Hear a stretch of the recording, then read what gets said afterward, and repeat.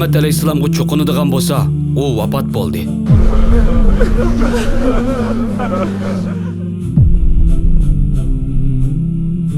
Kimiki Allohga cho'qinadigan bo'lsa, Alloh hayotdir, o'lmaydi. Biz Alloh islom bilan aziz qilgan bir qavm. Agar boshqa yerdan izzat izlaydigan bo'lsak, Alloh bizni xor qiladi.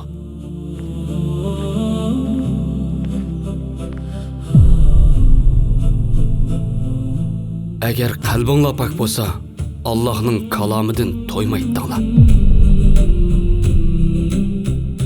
Odamlar tirikligida uyquda, o'lganda ondan uyg'onadi. Ilm seni qo'g'daydi. Malni bo'lsa, sen qo'g'daysan.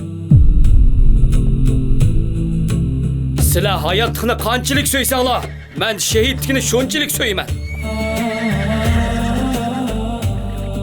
Allohu akbar!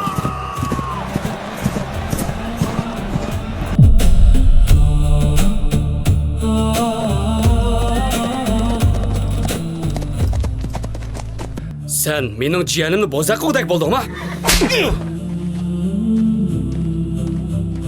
Xaloyiqlar, bilib kelinglar. Men Muhammad ishongan iloh kishiniman.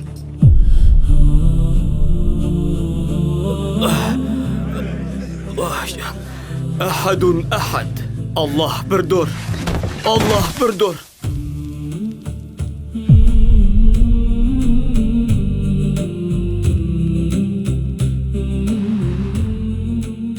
Agar mening o'ng qo'limga quyoshni, so'l qo'limga oyni bersanglarmi, men bu yo'ldan qaytmayman.